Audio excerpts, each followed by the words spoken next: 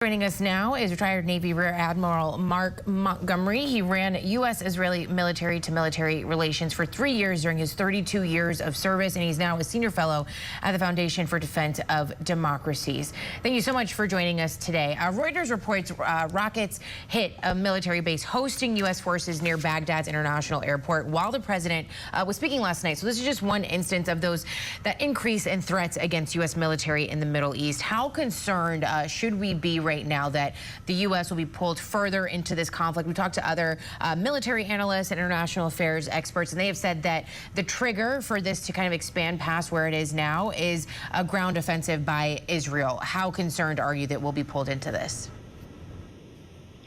Well, look, I think, well, first, thanks for having me. And I do think that these attacks by Iranian proxies against U.S. forces in Syria and Iraq, they've been going on for years, but they are going to step up. The goal is to try to draw U.S. response and create a larger conflagration in the Middle East.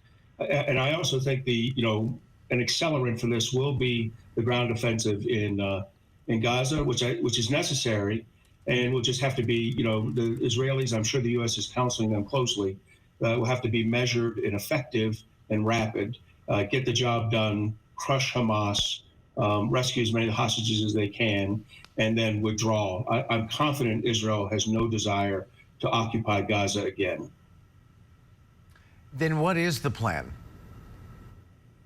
Well, I think the plan will be to go in, locate as much of Hamas's leadership infrastructure that they can, destroy it, and create the conditions for a new type of leadership to form in Gaza, probably under UN auspices, and probably leaning back towards the relations to the Palestinian Authority and West Bank.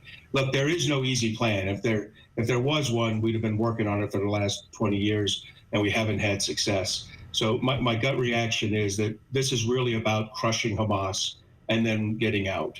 The speed with which they do it, though, will determine what kind of response there is and whether or not a second front opens in northern Lebanon from Hezbollah.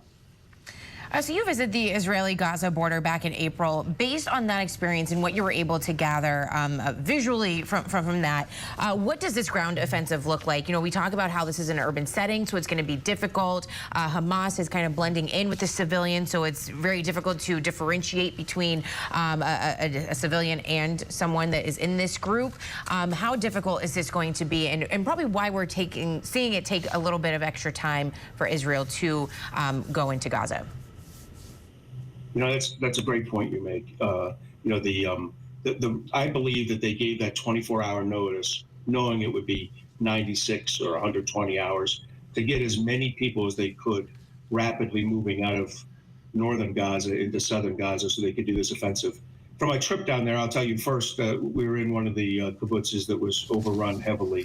I would not have predicted the ease with which Hamas did that. It looked like a secure fence line and such. So obviously there a level of complacency set in that allowed Hamas to take advantage of that. I think this urban warfare will be challenging.